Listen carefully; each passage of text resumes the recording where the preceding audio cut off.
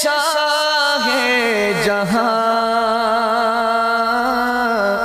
صدائے رمضان۔ بسم اللہ الرحمن الرحیم۔ مولا صلی وسلم دائما ابدا علی حبیبک خیر الخلق کلہم۔ السلام علیکم ناظرین و سامعین کرام، 9 نیوز HD کے لائیو اسٹوڈیو سے رمضان المبارک کی اسپیشل ٹرانسمیشن صدائے رمضان کے ساتھ آپ کی خدمت میں حاضر ہے آپ کا میزبان محمد لقمان رضا۔ ناظرین و سامعین، رمضان المبارک کے ان بابرکت لمحات میں پرکیف ساعتوں میں یہ اسپیشل ٹرانسمیشن آپ تک پہنچائی جا رہی ہے۔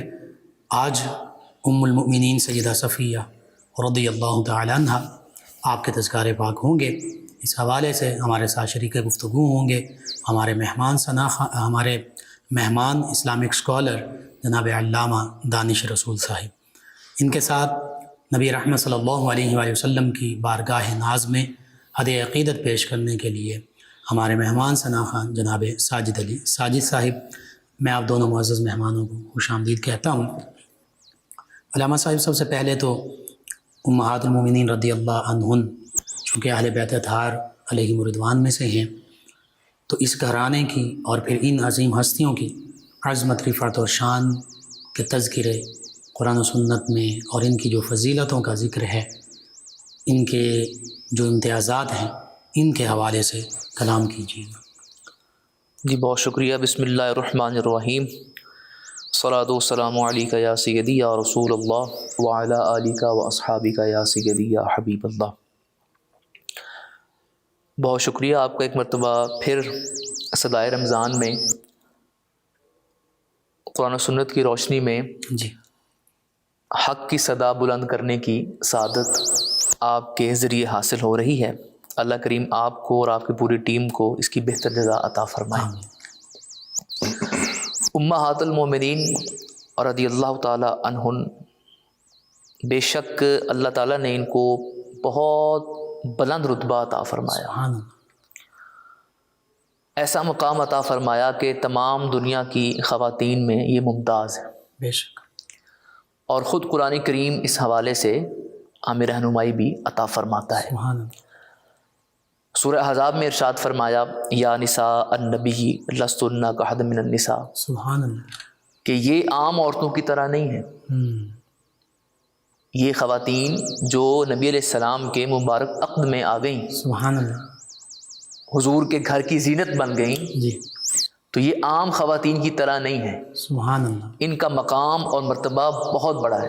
بے شک، اور اسی میں ایک بات اگر ہم شامل کر لیں کہ اگر وہ خواتین جو نبی علیہ السلام کے نکاح میں آئی ہیں، قرآن انہیں بے مثال کہہ رہا ہے سبحان اللہ، کہ یہ نبی علیہ السلام کی زوجیت میں آنے کی وجہ سے بے مثال ہے۔ اللہ، جی، بے مثال ہونے کا اور کوئی سبب نہیں ہے بالکل جو قرآن یہاں ذکر کر رہا ہے، اسی نسبت سے ہے۔ اسی نسبت کے طفیل یہ بے مثال ہے۔ اب کوئی دنیا کی عورت چاہے کسی بھی اعتبار سے وہ ہو، جی، وہ ان کی ہم پلہ نہیں ہو سکتی۔ بے شک، بے شک، تو اہل محبت اس بات کو بڑی محبت سے ذکر کرتے ہیں کہ اگر نبی علیہ السلام کی نسبت ایک عام خاتون کو ایسے درجے پر لے جائے کہ دنیا کی کوئی دوسری خاتون جی، اس کا مقابلہ نہیں کر سکتی، تو پھر نبی علیہ السلام کی مثال لانا اور نبی علیہ السلام کی نظیر لانا یہ کیسے ممکن ہوگا؟ سبحان اللہ، بے شک، تو قرآن کریم فرقان حمید نے امہات المومنین کے حوالے سے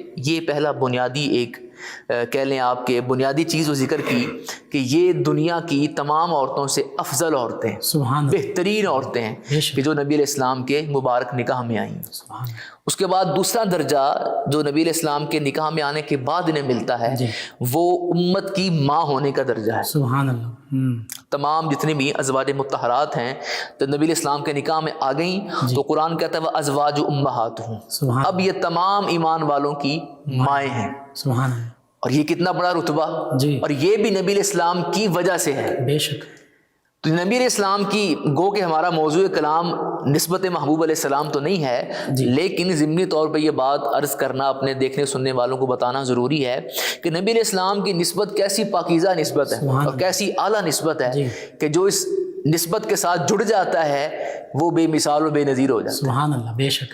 اب نبی علیہ السلام کے نکاح میں آنے سے پہلے بھی تو یہ خاتون ہی تھیں, بے شک. تمام امہات المومنین, جی. تمام ازواج مطہرات, لیکن کیا اس مرتبہ پر فائز تھیں؟ نہیں تھیں. کیا تمام امت کی مائیں قرار پائیں تھیں؟ نہیں تھیں. جواب نفی میں آئے گا. لیکن جب نبی علیہ السلام کی نسبت قائم ہو گئی تو اب دیکھیے قرآن ان کی شان کو بیان کر رہا ہے, قرآن کے مقام کو بیان کر رہا ہے, ان کے درجات کو بیان کر رہا ہے. تو جن کو اللہ اپنے کلام میں جن کا ذکر فرما رہا ہے بالیقین وہ بہت شانوں کی مالک ہے. اچھا, یہاں پر ایک بات اور بھی دیکھنے سننے والوں کو عرض کرتے چلیں کہ یہ معاملہ گو کہ یہاں پر یہ بات بھی ہم یاد رکھیں کہ تمام ازواج مطہرات تمام ایمان والوں کی مائیں ہیں, اور ان کا مقام اور مرتبہ ایک حقیقی ماں سے بھی زیادہ ہے. بے شک. یعنی جتنا ہم احترام اور ادب اپنی حقیقی ماں کا کرتے ہیں اس سے بھی کئی گنا زیادہ احترام اور ادب ہم امہات المومنین کا کریں گے. بے شک. لیکن کچھ چیزیں ایسی ہیں مثال کے طور پر جیسے ہم اپنی والدہ سے تنہائی میں بات کر سکتے ہیں, مل سکتے ہیں, پاس بیٹھ سکتے ہیں, لیکن جو امہات المومنین ہیں ان کا معاملہ اس حقیقی ماں والا نہیں ہے. ان کے ساتھ پردے کا معاملہ ہے, اور یہ بھی ان کے شرف کی وجہ سے, ان کی بزرگی کی وجہ سے کہ اگر کوئی سوال کرنے سے قرآن نے اس بات کی وضاحت کی سوال کرنا ہے تو پردے میں کیا جائے گا. جیسے کہ ہم دیکھتے ہیں کہ صحابہ اکرام علیہم رضوان امہات المومنین کے حضور حاضر ہو کر مختلف سوالات عرض کیا کرتے تھے. بالخصوص حضرت سیدہ عائشہ صدیقہ رضی اللہ تعالیٰ عنہ کے پاس کثیر تعداد میں صحابہ کرام حاضر ہوتے تھے, تو پردے میں سوال ہوتا تھا اور پردے میں ہی جواب اس کا آتا تھا. فَاسْأَلُوهُنَّ مِنْ وَرَاءِ الْحِجَابِ. جی, قرآن نے اس بات کی مکمل وضاحت کی کہ جو سوال کرنا ہے وہ پردے میں کیا جائے. اور پھر جیسے ہماری حقیقی ماں ہے تو جو ہماری حقیقی والدہ کا باپ ہے وہ ہمارے نانا لگیں گے, والدہ جو ہے وہ نانی لگیں گی. لیکن یہاں پر یہ معاملہ نہیں ہے. یعنی جو امہات المومنین کے والدین ہیں ان کے جو اعزاء اقربا ہیں تو جیسے حقیقی ماں کے ذریعے کچھ رشتے ہمارے بن جاتے ہیں, یہاں پر یہ معاملہ نہیں ہوگا.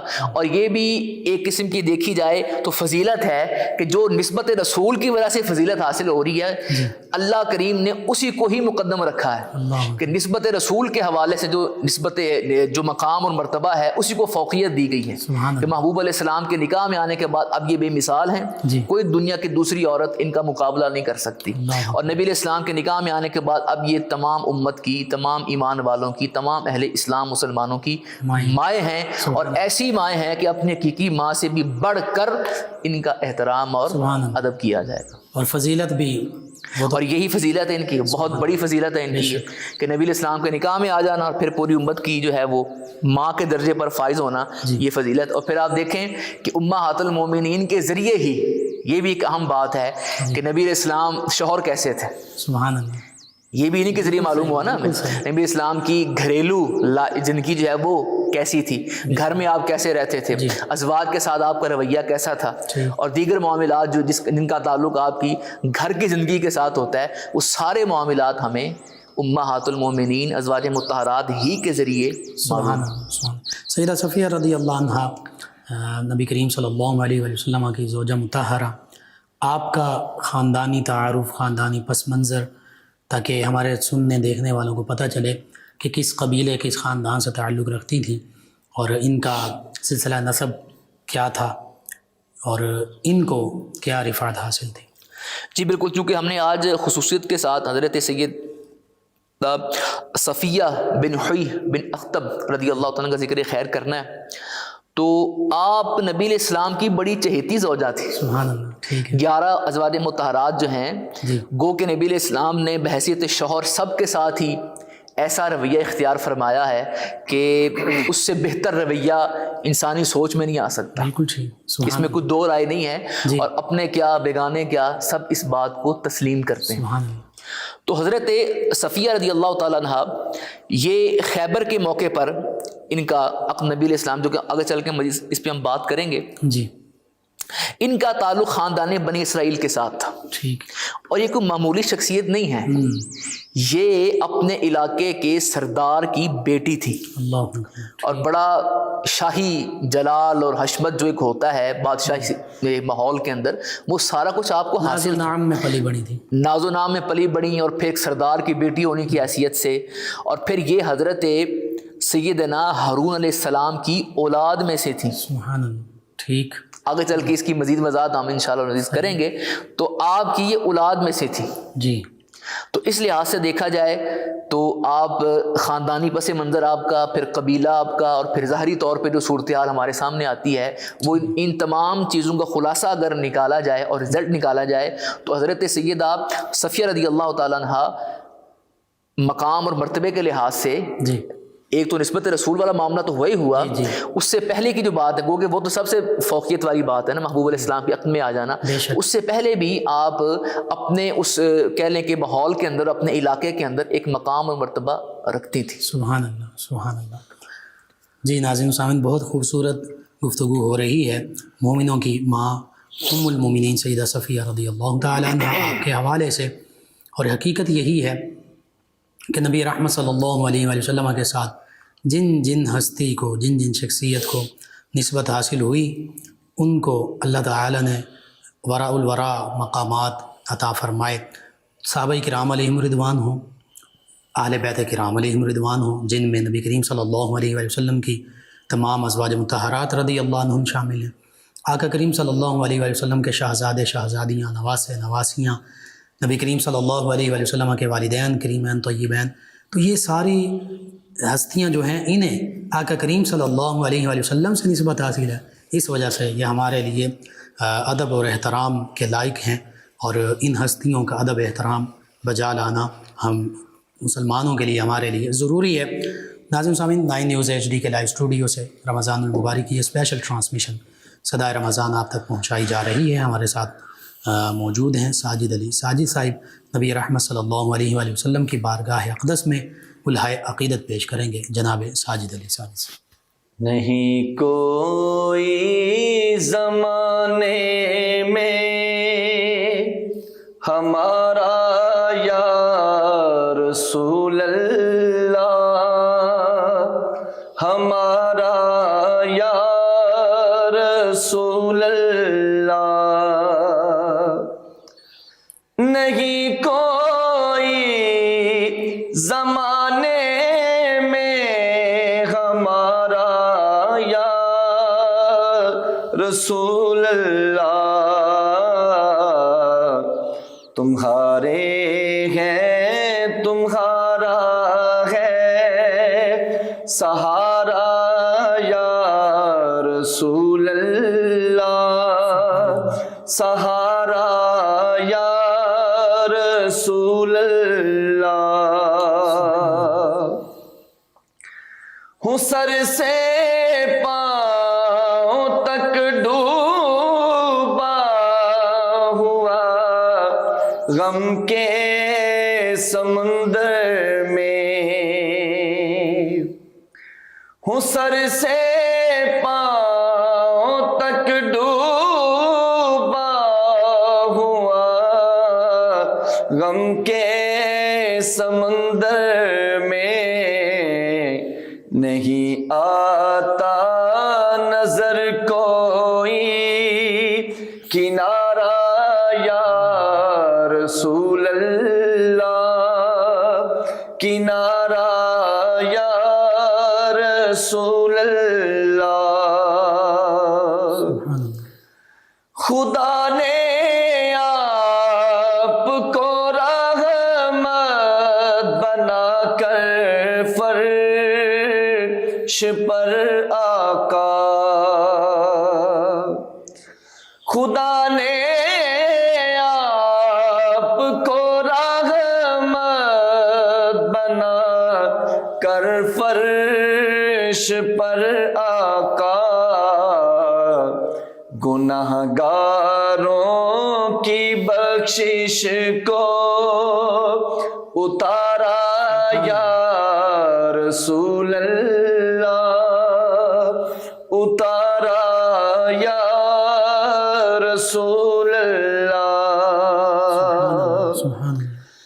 سوائے آپ کے کوئی نہیں عرشی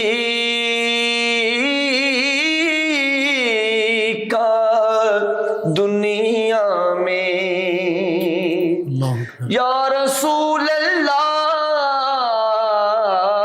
سوائے آپ کے کوئی نہیں عرشی کا دنیا میں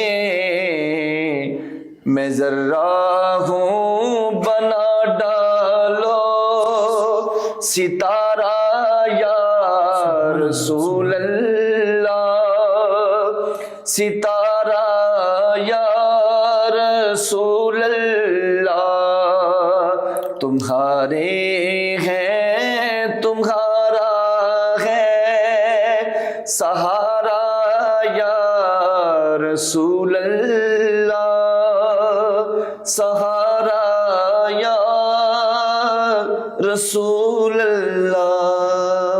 ماشاء اللہ جزاک اللہ بہت خوب. ناظرین سامعین 9 نیوز HD کے لائیو اسٹوڈیو سے یہ اسپیشل ٹرانسمیشن صدائے رمضان المبارک، اور آج ہم ام المومنین سیدہ صفیہ رضی اللہ تعالی عنہ آپ کے تذکار پاک کر رہے ہیں. ہمارے ساتھ شریک گفتگو ہیں ہمارے مہمان اسلامک اسکالر جناب علامہ دانش رسول صاحب. ناظرین سامعین یہ وہ ہستیاں ہیں، وہ عظیم ہستیاں کہ جن کا ذکر کرنا بھی رحمتوں کے نزول کا باعث بنتا ہے، اور جن کا ذکر دلوں اور ہمارے اذہان کو روشن منور کرنے کا باعث بنتا ہے. اور ان ہستیوں کی محبت، ادب، احترام بجا لانا یہ بھی ضروری، جیسے علامہ صاحب بھی اس حوالے سے گفتگو کر رہے تھے. اور پھر ان ہستیوں کے پاکیزہ تذکرے کرنا یہ امت مسلمہ کے لیے اور بالخصوص خواتین اسلام کے لیے، ہماری آنے والی نسلوں کے لیے اس لیے بھی ضروری ہیں کہ ہمیں پتہ چلے کہ ہمارے اصل رول ماڈل کون ہیں، ہمارے اصل ہیروز کون ہیں، تاکہ ہم، ہمارے آنے والی نسلیں، ہماری بچیاں خواتین اسلام ان ہستیوں کے نقش قدم پر چلنے والے بن سکیں. علامہ دانش رسول صاحب، ام المومنین سیدہ صفیہ رضی اللہ تعالی عنہ، آپ کے خاندانی پس منظر کا ذکر ہوا. آپ کا عقد مبارکہ نبی کریم رؤوف الرحیم علیہ الصلاۃ والتسلیم سے کیسے ہوا، کیا سبب بنا، اس حوالے سے ضرور گفتگو کیجیے گا. جی، آپ کا جو عقد ہے یہ نبی علیہ السلام سے خیبر کے موقع پر ہوا تھا. ٹھیک. اور آپ جو خیبر کا مارکہ ہوا جی، اس میں چونکہ مسلمان فتح یاب ہو گئے تھے، ٹھیک ہے، تو یہ مال غنیمت میں آئی تھی. ٹھیک. تو سب سے پہلے حضرت دحیہ کلبی رضی اللہ تعالیٰ انہوں نے ان کو پسند کیا اپنے لیے. ٹھیک ہے.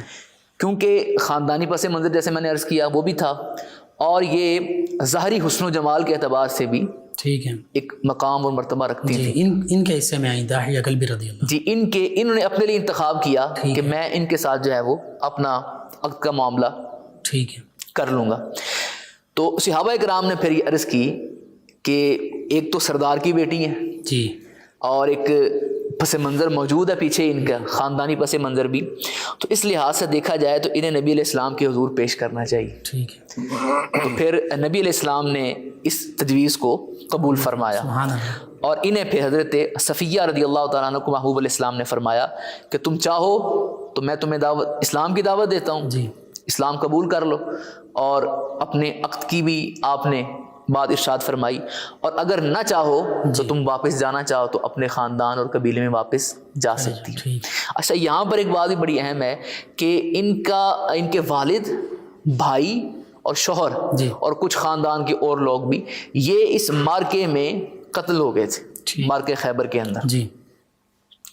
تو اس لحاظ سے دیکھا جائے تو چونکہ مسلمانوں کے ہاتھوں یہ سارا معاملہ ہوا تھا، تو یہاں پر ایک بات میں اسی مقام پر شامل کرتا چلوں. جب عقد ہو گیا، واپس ہم پلٹ لیں گے پھر اسی مقام پر، عقد ہو گیا تو حضرت ابو ایوب جو ہیں یہ محبوب علیہ السلام کے مبارک خیمے کے ارد گرد ساری رات پہرا دیتے رہے. تو محبوب علیہ السلام نے وجہ دریافت کی بھی ساری رات کیوں پہرا دیا، تو عرض کی حضور چونکہ ان کے قریبی عزیز جو ہیں وہ اس مارکے میں قتل ہوئے تھے، تو مجھے خطرہ لاحق تھا کہ کوئی معاملہ ان کی طرف سے نہ ہو جائے، تو اس خیال سے میں ساری رات پہرہ داری کرتا رہا ہوں۔ تو پھر محبوب علیہ السلام نے دعا کی کہ اللہ جیسے ابو ایوب نے ساری رات جا کر ہماری حفاظت کی ہے، اے میرے مالک تو اس کی حفاظت فرما۔ سبحان اللہ، سبحان اللہ۔ تو یہ صحابہ کرام علیہم الرضوان کی جانثاری اس میں سے واضح طور پہ دکھائی دے رہی ہے۔ خیر، تو اب حضرت صفیہ رضی اللہ تعالیٰ عنہ کو پیغام دیا گیا، دعوت اسلام دی گئی، پیغام نکاح دیا گیا، تو آپ نے بعد از غور و فکر ان دونوں کو قبول فرما لیا،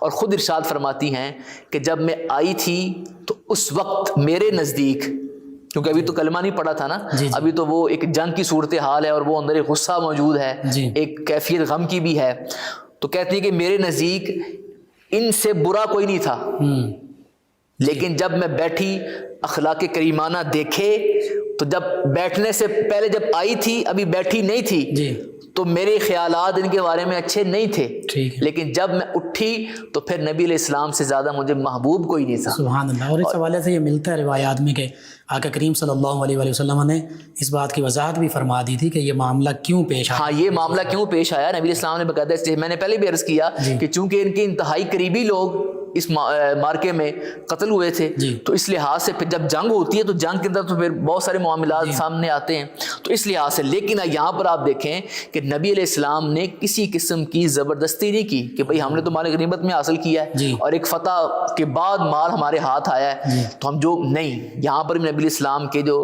مبارک طریقہ ہے وہ ہمارے سامنے ہے، یعنی جو ایک جنگوں کا رواج تھا اس سے ہٹ کر کہ باقاعدہ دعوت دی جا رہی ہے، اگر دعوت قبول کر لی جائے تو بہت بہتر، نہیں تو آپ اپنے قبیلے میں واپس جانا چاہتی ہیں تو واپس سے، اس کی بھی اجازت فرمایا کہ میں تمہیں آزاد کر دوں گا۔ سبحان اللہ۔ یہ ہے محبوب علیہ السلام کا اخلاق کریمانہ، اور اسی اخلاق کریمانہ نے جناب سیدہ کا پھر دل اس انداز سے دیتا کہ فرماتی ہیں کہ پھر نبی علیہ السلام سے زیادہ محبوب مجھے کوئی نہیں تھا۔ ایسا اخلاق خود آپ سے یہ روایت موجود ہے، آپ فرماتی کہ نبی علیہ السلام سے بڑھ کر میں نے کسی کا اتنا اچھا اخلاق نہیں دیکھا۔ اللہ اکبر۔ تو پھر یہ دونوں ہستیاں آقا کریم صلی اللہ علیہ وآلہ وسلم کائنات کے عظیم شوہر بے شک، اور سیدہ صفیہ رضی اللہ عنہ عظیم مثالی بیوی، اس حوالے سے بھی تاکہ آج کے ہمارے معاشرے میں جو میاں بیوی کے معاملات ہیں ان ہستیوں سے ہم کیسے انسپائریشن لے سکتے ہیں۔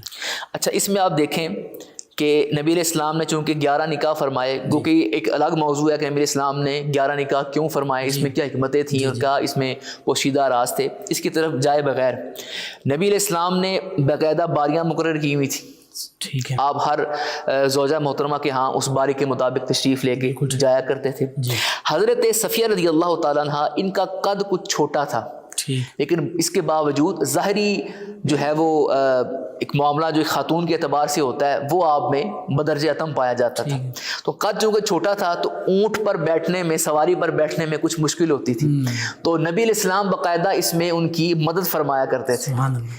اس اعتبار سے نہیں کہ میں اب شوہر ہوں تو اب میں اس کو سواری میں بٹھاؤں گا۔ اگر ہم آج کے معاشرے کے تناظر میں اس بات کو دیکھیں کہ اگر شوہر جو ہے ایک گلاس پانی پلا دے یا کوئی کام بیوی کا کہا ہوا کر دے یا اس کی کسی کام میں کوئی معاونت کر دے تو عمومی طور پہ جس قسم کی تانا زنی شوہر کو برداشت کرنا پڑتی ہے، اگر اس تناظر میں دیکھا جائے تو نبی علیہ السلام کا مبارک اسوہ یہ نہیں ہے جو آج ہمیں معاشرے میں نظر آ رہا ہے۔ نبی علیہ السلام نے باقاعدہ ان کے لیے آسانی پیدا کرنی، اور وہ بھی پھر ادب ملحوظ خاطر رکھتی تھی، کیونکہ ام المومنین ازواج مطہرات میں سے تھی، عام بات تو نہیں ہے، مزاج کو جانتی تھی اور یہ بھی جانتی تھی کہ میں کس کے عقد میں آئی ہوں اور میرا ان کے عقد میں آنے کے بعد کیا مقام اور مرتبہ بنا کہ اللہ کا قرآن میری شان کو بیان کر رہا ہے۔ خیر، اب نبی علیہ السلام پھر ایک موقع پر یہ بھی ہوا کہ دوران سفر جو ہے وہ آپ کا اونٹ جو ہے وہ تھک گیا تو آپ پیچھے رہ گئیں۔ ٹھیک ہے، سواری کے تکنے کی وجہ سے آپ پیچھے رہ گئیں۔ نبی علیہ السلام پیچھے سے آئے جب تو دیکھا آپ کی آنکھوں سے آنسو نکل رہے ہیں، تو نبی علیہ السلام نے باقاعدہ اپنی ردا مبارک، اپنی چادر مبارک سے حضرت صفیہ کے آنسوؤں کو پونچھا اور بار بار دلاسا دیا کہ اچھا کوئی نہیں، جیسے ایک دلاسا دیا جاتا ہے۔ بالکل ٹھیک۔ آپ دیکھیں نبی علیہ السلام کا ویسے تو شوہر کیا رویہ حضرت سیدہ صفیہ رضی اللہ تعالی عنہا کے ساتھ۔ پھر چونکہ پاک بیبیاں تھیں، آپس میں بیٹھنا اور مختلف موضوعات پہ بات ہونی.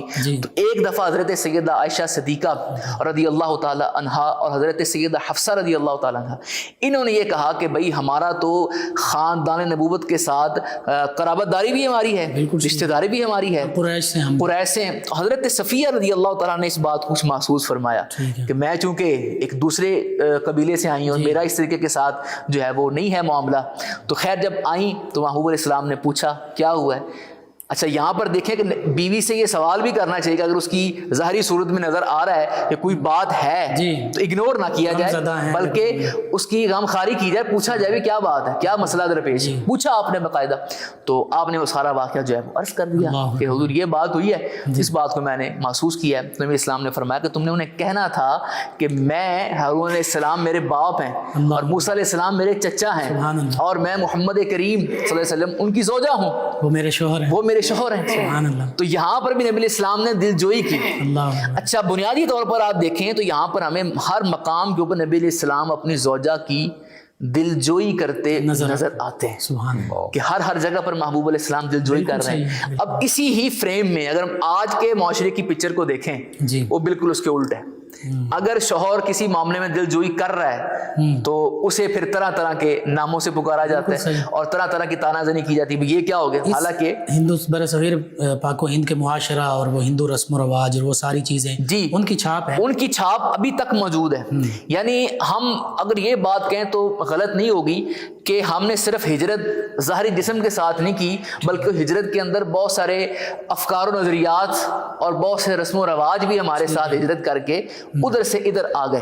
گو کہ ہم ایک مسلمان پہ بھی موجود تھے تو یہاں پہ ہم میں وہ چیزیں شامل ہو گئی. حالانکہ بنیادی طور پر دیکھا جائے تو ہم نے تو اسلامی ریاست کو قائم کرنا تھا نا، ایک مسلم سوسائٹی کو قائم کرنا تھا، اور مسلم سوسائٹی کے لیے نبی علیہ السلام کا طریقہ بہترین طریقہ ہے. لیکن وہ چھاپ بہرحال آج بھی یہاں پر موجود ہے. اور کیونکہ ہم اس میں ایک بات یہ بھی شامل کرتے چلیں، چونکہ ہم نبی علیہ السلام کی سیرت کو نہیں پڑھتے، نبی علیہ السلام کو ویسے تو شوہر ہم نے نہیں دیکھا، اس کے بارے میں معلومات ہمارے تک نہیں. اس کی وجہ کیا ہے؟ کیونکہ ہم ایک یوں کہہ لیں کہ میاں شوہر اور بیوی کے حوالے سے بھی بات کر رہے ہیں، اور نبی علیہ السلام نے اس حوالے سے بھی ہمیں تعلیمات ارشاد فرمائی ہیں.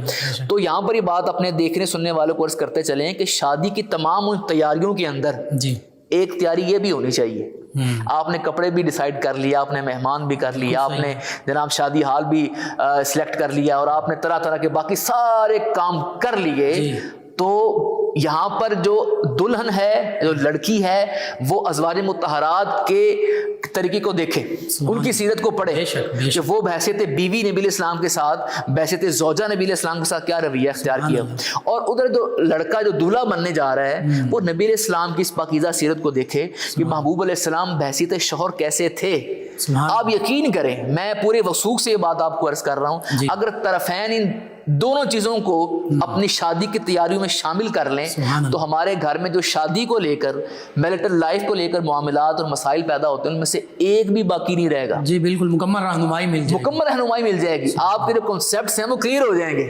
ٹھیک ہے. وجہ یہ ہے کہ ہمارے کنسیپٹس کلیئر نہیں ہیں، اور اگر کوئی کہیں کلیئرٹی نہیں موجود، اساتذہ موجود ہیں، بزرگ موجود ہیں، اور بالخصوص اس میں میں عرض کروں علماء موجود ہیں، اسلامک بکس اسلامی بکس موجود ہیں. اگر نہیں موجود تو ہمارے اندر وہ احساس موجود نہیں ہے کہ میں نے اس رسول کریم کے اسوہ کو دیکھنا ہے جن کے اسوہ کو قرآن کہہ رہا ہے کہ اس سے اچھا اسوہ کوئی نہیں ہے تمہارے لیے.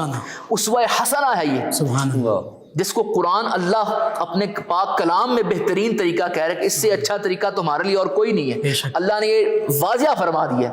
اس کے باوجود جب ہم ان چیزوں کی طرف نہیں جاتے، نتیجہ کیا نکلتا ہے کہ پھر ہم طرح طرح کے مسائل کا سامنا کرتے ہیں. تو حضرت سیدہ صفیہ رضی اللہ تعالیٰ عنہا اور محبوب علیہ السلام کی مبارک زندگی کو اور آپس کے مبارک، یہاں پر ایک اور بات میں عرض کروں. ایک دفعہ محبوب علیہ السلام اعتکاف کی حوالے سے مسجد میں جلوہ گر تھے، تو حضرت صفیہ ملاقات کے لیے آئیں. تو جب واپس جانے لگی تو کچھ دو جو ہیں صحابی وہ بھی گزر رہے تھے، تو نبی علیہ السلام نے روک لیا، فرمایا یہ میری بیوی ہے. حضور ہم آپ کے بارے میں ایسی بات کیسے سوچ سکتے ہیں؟ فرمایا نہیں، شیطان جو ہے وہ خون کی گردش کے اندر جو ہے وہ خون کی طرف دوڑتا ہے، بے شک۔ لہٰذا تم یہ خیال نہ کرو کہ ہمارے نبی رات کے اس پہر میں تاریکی میں کسی خاتون سے مل رہے ہیں۔ فرمایا یہ میری زوجہ صفیہ ہیں رضی اللہ تعالی عنہا۔ تو محبوب علیہ السلام نے یہاں پر بھی ایک چیز ہمیں ارشاد فرمائی کہ میاں اور بیوی کو تہمت اور تہمت کے مقام سے اور توبت کے شعبے سے بھی بچنا چاہیے، کہ دونوں جو ہے وہ پاکیزگی اختیار کیے رکھیں تاکہ کوئی ان کی طرف شیطانی نگاہ سے نہ دیکھے اور کوئی انہیں جناب اس اعتبار سے نہ دیکھے پتہ نہیں یہ کون ہے اور کیا کر رہے ہیں۔ لباس اللہ وانتم لباس اللہ، دونوں ایک دوسرے کا لباس ہے۔ فرمایا یہ میری زوجہ ہیں۔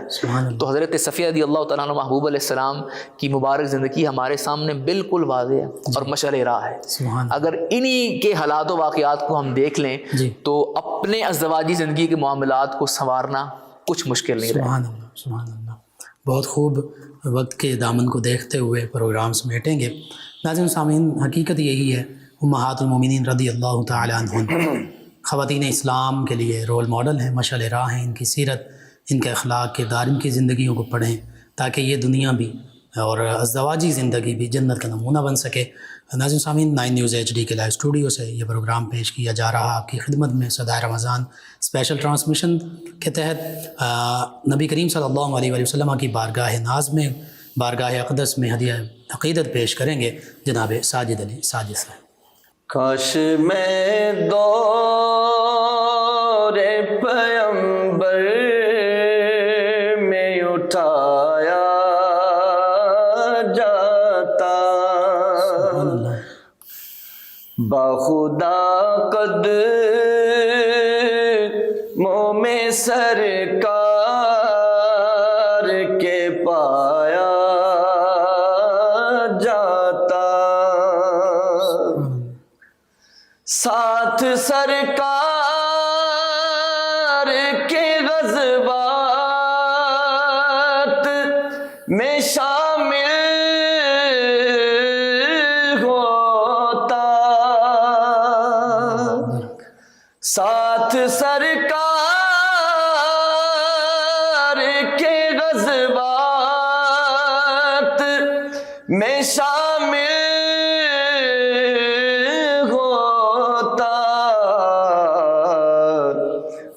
کی نصرت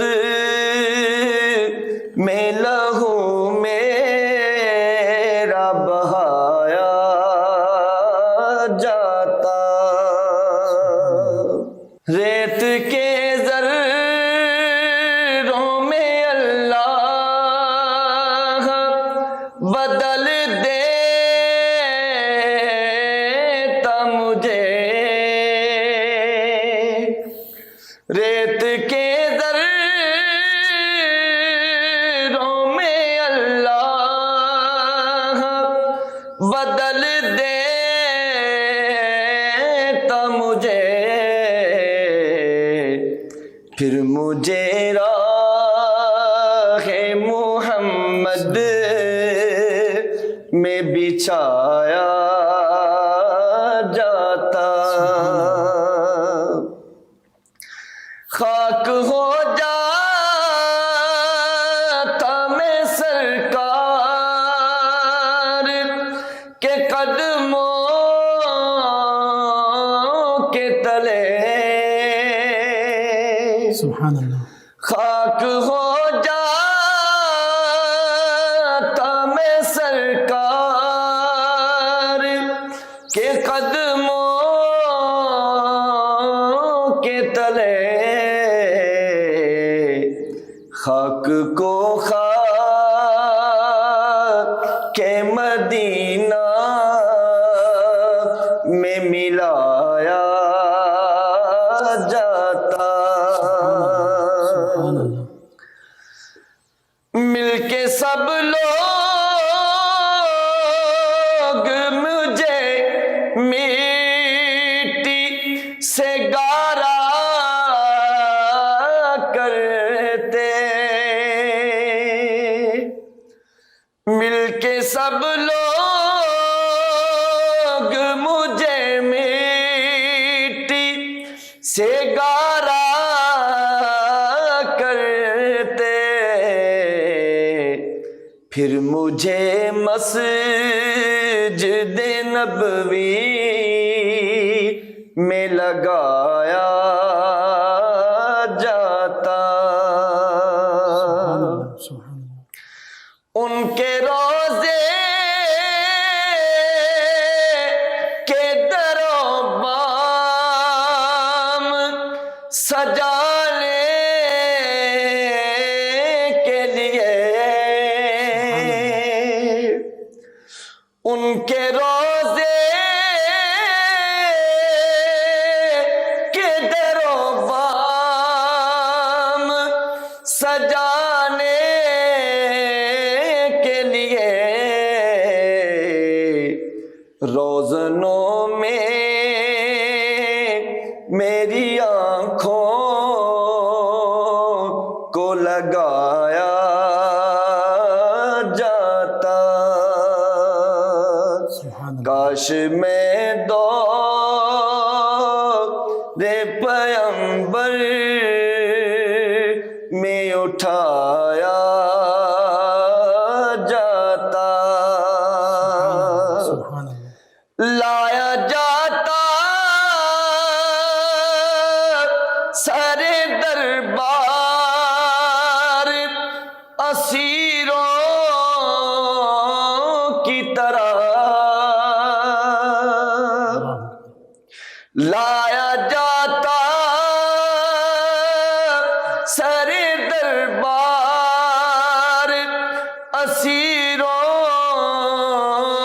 کی طرح، حکم پر ان کے میں آزاد کرایا جاتا، کاش میں دور پیمبر میں اٹھایا جاتا، سبحان اللہ، باخدا قدموں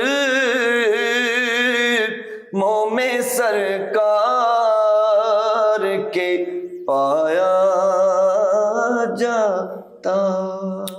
ماشاء اللہ، بہت خوب، بہت خوب۔ ناظرین سامعین، 9 نیوز HD کے لائیو اسٹوڈیو سے رمضان المبارک کی اسپیشل ٹرانسمیشن صدائے رمضان کا یہ آج کا پروگرام اختتام پذیر ہوتا ہے۔ اپنے میزبان محمد لقمان رضا اور ہمارے معزز مہمانوں کو اجازت دیجیے، اللہ نگہبان۔ فیض شاہ جہاں صدا